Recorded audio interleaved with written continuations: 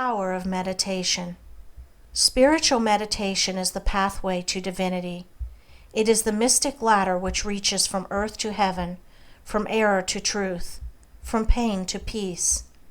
Every saint has climbed it, every sinner must sooner or later come to it, and every weary pilgrim that turns his back upon self and the world, and sets his face resolutely toward the Father's home, must plant his feet upon its golden rounds.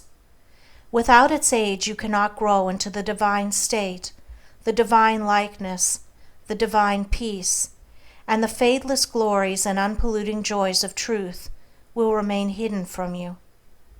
Meditation is the intense dwelling, in thought, upon an idea or theme, with the object of thoroughly comprehending it, and whatsoever you constantly meditate upon, you will not only come to understand, but will grow more and more into its likeness, for it will become incorporated into your very being, will become, in fact, your very self. If, therefore, you constantly dwell upon that which is selfish and debasing, you will ultimately become selfish and debased. If you ceaselessly think upon that which is pure and unselfish, you will surely become pure and unselfish. Tell me what that is upon which you most frequently and intensely think, that to which, in your silent hours, your soul most naturally turns, and I will tell you to what place of pain or peace you are traveling, and whether you are growing into the likeness of the divine or the bestial. There is an unavoidable tendency to become literally the embodiment of that quality upon which one most constantly thinks. Let, therefore, the object of your meditation be above and not below, so that every time you revert to it in thought, you will be lifted up. Let it be pure and unmixed with any selfish element, so shall your heart become purified and drawn nearer to truth, and not defiled and dragged more hopelessly into error. Meditation, in the spiritual sense in which I am now using it, is the secret of all growth in spiritual life and knowledge. Every prophet, sage, and savior became such by the power of meditation. Buddha meditated upon the truth until he could say, "I am the truth." Jesus brooded upon the divine immanence until at last he could declare, "I and my Father are one." Meditation centered upon divine realities is the very essence and soul of prayer. It is the silent reaching of the soul toward the eternal. Mere petitionary prayer without meditation is a body without a soul, and is powerless to lift the mind and heart above sin and affliction. If you are daily praying for wisdom, for peace, for loftier purity and a fuller realization of truth, and that for which you pray is still far from you, it means that you are praying for one thing while living out in thought and act another. If you will cease from such waywardness, taking your mind off those things the selfish clinging to, which debars you from the possession of the stainless realities for which you pray, if you will no longer ask God to grant you that which you do not deserve, or to bestow upon you that love and compassion which you refuse to bestow upon others, but will commence to think and act in the spirit of truth, you will day by day be growing into those realities, so that ultimately you will become one with them. He who would secure any worldly advantage must be willing to work vigorously for it, and he would be foolish indeed who waited with folded hands, expected it to come to him for the mere asking. Do not then vainly imagine that you can obtain the heavenly possessions without making an effort.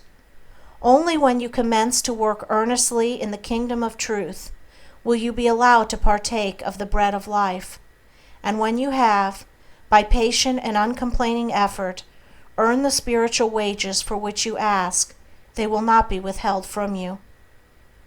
If you really seek truth, and not merely your own gratification, if you love it above all worldly pleasures and gains, more even than happiness itself, you will be willing to make the effort necessary for its achievement. If you would be freed from sin and sorrow, if you would taste of that spotless purity for which you sigh and pray, if you would realize wisdom and knowledge, and would enter into the possession of profound and abiding peace, come now and enter the path of meditation, and let the supreme object of your meditation be truth. At the outset, meditation must be distinguished from idle reverie. There is nothing dreamy and unpractical about it. It is a process of searching and uncompromising thought, which allows nothing to remain but the simple and naked truth. Thus meditating, you will no longer strive to build yourself up in your prejudices, but forgetting self, you will remember only that you are seeking the truth. And so you will remove, one by one, the errors which you have built up around yourself in the past, and will patiently wait for the revelation of truth, which will come when your errors have been sufficiently removed. In the silent humility of your heart, you will realize that there is an inmost center in us all, where truth abides in fullness and around. Wall upon wall, the gross flesh hems it in, this perfect, clear perception, which is truth. A baffling and perverting carnal mesh blinds it and makes all error, and to know, rather consists in opening out a way whence the imprisoned splendor may escape, thus in effecting entry for a light, supposed to be without. Select some portion of the day in which to meditate, and keep that period sacred to your purpose. The best time is the very early morning, when the spirit of repose is upon everything. All natural conditions will then be in your favor. The passions, after the long bodily fast of the night, will be subdued. The excitements and worries of the previous day will have died away, and the mind, strong and yet restful, will be receptive to spiritual instruction. Indeed, one of the first efforts you will be called upon to make will be to shake off lethargy and indulgence, and if you refuse you will be unable to advance, for the demands of the spirit are imperative.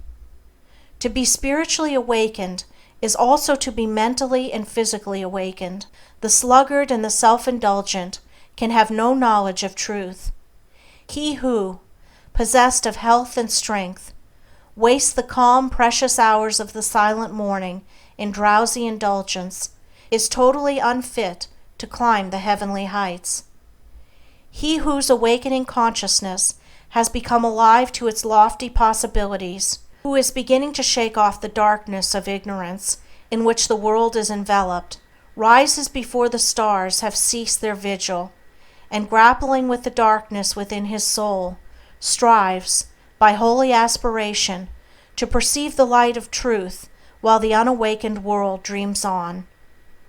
The heights by great men reached and kept were not attained by sudden flight, but they, while their companions slept, were toiling upward in the night. No saint, no holy man, no teacher of truth ever lived who did not rise early in the morning. Jesus habitually rose early and climbed the solitary mountains to engage in Holy Communion. Buddha always rose an hour before sunrise and engaged in meditation, and all his disciples were enjoined to do the same.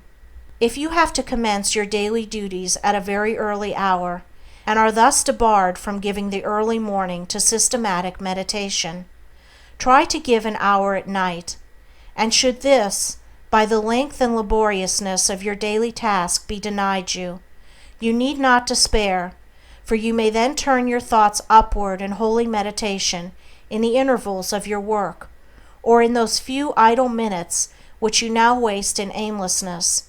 And should your work be of that kind which becomes by practice automatic, you may meditate while engaged upon it. That eminent Christian saint and philosopher, Jacob Boehme, realized his vast knowledge of divine things whilst working long hours as a shoemaker. In every life there is a time to think, and the busiest, the most laborious, is not shut out from aspiration and meditation. Spiritual meditation and self-discipline are inseparable, if you will.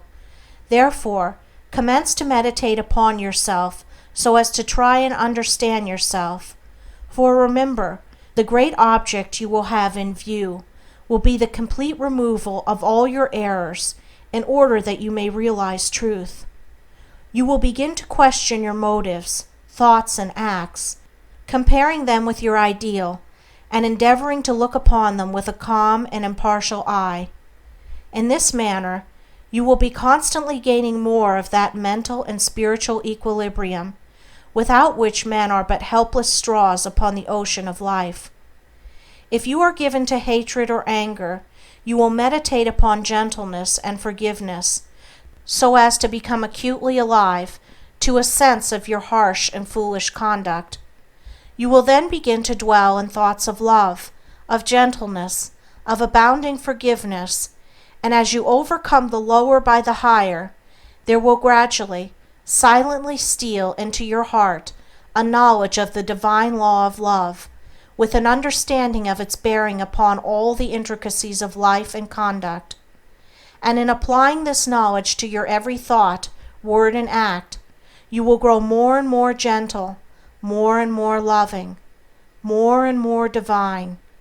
And thus with every error, every selfish desire, every human weakness, by the power of meditation is it overcome, and as each sin, each error is thrust out, a fuller and clearer measure of the light of truth illuminates the pilgrim's soul. Thus meditating, you will be ceaselessly fortifying yourself against your only real enemy, your selfish, perishable self, and will be establishing yourself more and more firmly in the divine and imperishable self that is inseparable from truth. The direct outcome of your meditations will be a calm spiritual strength, which will be your stay and resting place in the struggle of life. Great is the overcoming power of holy thought, and the strength and knowledge gained in the hour of silent meditation will enrich the soul with saving remembrance in the hour of strife, of sorrow, or of temptation. As, by the power of meditation, you grow in wisdom, you will relinquish more and more your selfish desires, which are fickle, impermanent, and productive of sorrow and pain, and will take your stand, with increasing steadfastness and trust, upon unchangeable principles, and will realize heavenly rest. The use of meditation is the acquirement of a knowledge of eternal principles, and the power which results from meditation is the ability to rest upon and trust those principles, and so become one with the eternal. The end of meditation is, therefore, direct knowledge of truth, God, and the realization of divine and profound peace. Let your meditations take their rise from the ethical ground which you now occupy. Remember that you are to grow into truth by steady perseverance. If you are an orthodox Christian, meditate ceaselessly upon the spotless purity and divine excellence of the character of Jesus, and apply his every precept to your inner life and outward conduct, so as to approximate more and more toward his perfection. Do not be as those religious ones who, refusing to meditate upon the law of truth and to put into practice the precepts given to them by their master, are content to formally worship, to cling to their particular creeds, and to continue the ceaseless round of sin and suffering. Strive to rise, by the power of meditation, above all selfish clinging to partial gods or party creeds, above dead formalities and lifeless ignorance. Thus walking the highway of wisdom, with mind fixed upon the spotless truth, you shall know no halting place short of the realization of truth. He who earnestly meditates first perceives a truth, as it were, afar off, and then realizes it by daily practice. It is only the doer of the word of truth that can know the doctrine of truth, for though by pure thought the truth is perceived, it is only actualized by practice. Said the divine Gautama, the Buddha, "He who gives himself up to vanity and does not give himself up to meditation, forgetting the real aim of life and grasping at pleasure, will in time, Envy him who has exerted himself in meditation, and he instructed his disciples in the following 5 great meditations. The first meditation is the meditation of love, in which you so adjust your heart that you long for the weal and welfare of all beings, including the happiness of your enemies. The second meditation is the meditation of pity, in which you think of all beings in distress, vividly representing in your imagination their sorrows and anxieties, so as to arouse a deep compassion for them in your soul. The third meditation is the meditation of joy, in which you think of the prosperity of others and rejoice with their rejoicings. The fourth meditation is the meditation of impurity, in which you consider the evil consequences of corruption, the effects of sin and diseases, how trivial often the pleasure of the moment, and how fatal its consequences. The fifth meditation is the meditation on serenity, in which you rise above love and hate, tyranny and oppression, wealth and want, and regard your own fate with impartial calmness and perfect tranquility. By engaging in these meditations, the disciples of the Buddha arrived at a knowledge of the truth. But whether you engage in these particular meditations or not matters little, so long as your object is truth, so long as you hunger and thirst for all that righteousness which is a holy heart and a blameless life. In your meditations, therefore, let your heart grow and expand with ever-broadening love, until freed from all hatred and passion and condemnation, it embraces the whole universe with thoughtful tenderness. As the flower opens its petals to receive the morning light, so open your soul more and more to the glorious light of truth. Soar upward upon the wings of aspiration, be fearless, and believe in the loftiest possibilities. Believe that a life of absolute meekness is possible. Believe that a life of stainless purity is possible. Believe that a life of perfect holiness is possible. Believe that the realization of the highest truth is possible. He who so believes climbs rapidly the heavenly hills, whilst the unbelievers continue to grope darkly and painfully in the fog-bound valleys. So believing, so aspiring, so meditating, divinely sweet and beautiful will be your spiritual experiences, and glorious the revelations that will enrapture your inward vision. As you realize the divine love, the divine justice, the divine purity, and the perfect law of good or God, great will be your bliss and deep your peace. Old things will pass away, and all things will become new.